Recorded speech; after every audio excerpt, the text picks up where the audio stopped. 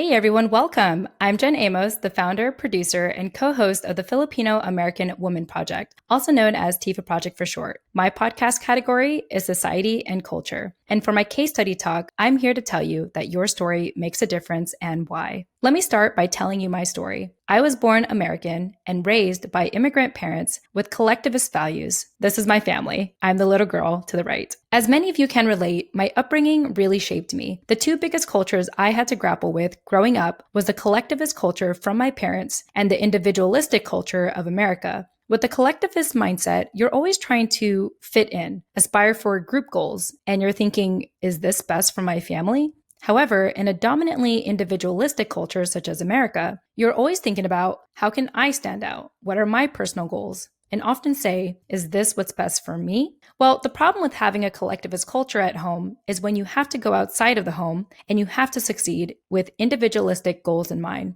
So at the start of my professional life, I really struggled with the imposter syndrome. I should do what I love, right? That's what society was telling me. But the collectivist voices in my head said, do what's best for the family. It felt like an ongoing tug of war in my head. I felt alone in navigating these issues. I was even ashamed to talk about it because growing up, it was considered taboo to talk about your feelings. But then I said, enough. I had faith that I couldn't be the only American-raised child of immigrant parents grappling with two different cultures. So I started this project to air out my dirty laundry in hopes that I could find other people that can relate. Now, before I get into the next slides, I want you to reflect on, when was the last time you felt alone? Because coming up is an example of what could happen if you shared your feelings, your struggles, and your story out loud. So let me tell you, I was not expecting this to happen within a year. Sharing my story had caused a ripple effect, which inspired many people to reach out, like my co-host, shout out to Nani, to collaborate or share their story. And as you can see, it quickly attracted media attention. So far, I have found that when you have the courage to share your story, you can potentially validate, empower, connect, inspire, represent, redefine, bring awareness, heal, and welcome your listeners into a bigger conversation that they didn't know they could be a part of. And don't just take it from me.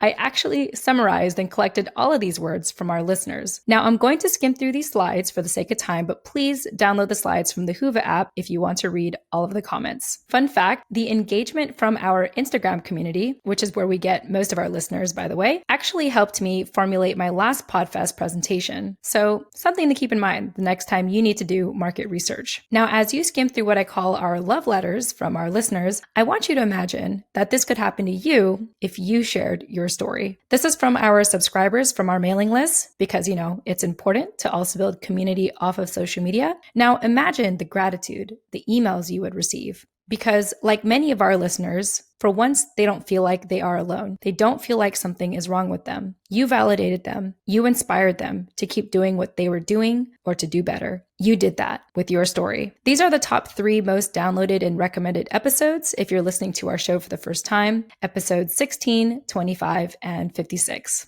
One of the most rewarding things that's come out of this so far is the sense of responsibility I found within myself to show up as I am and promote sharing personal narratives. This is my 3rd time speaking at PodFest now, but when I first accepted the invitation for March 2020, pre-pandemic, I only had about 5,000 downloads. So to my new podcasters watching this, I want you to know that downloads don't mean everything to making a difference in your community. As I wrap up, I want you to think about someone who has deeply impacted your life after you heard their story. Just take a moment and think about that. Now, what if you never heard their story? Where do you think your life would be today? I believe that you too can make a difference and create the kind of impact the Filipino American Woman Project has made for me, for you, and your community. And remember, it starts with telling your story. Now you may be asking, how do I get started? Start finding opportunities to talk. Start your own show. Be on other people's shows. Join a speech group. Record your voice privately and replay it. There are so many ways to start exercising your voice.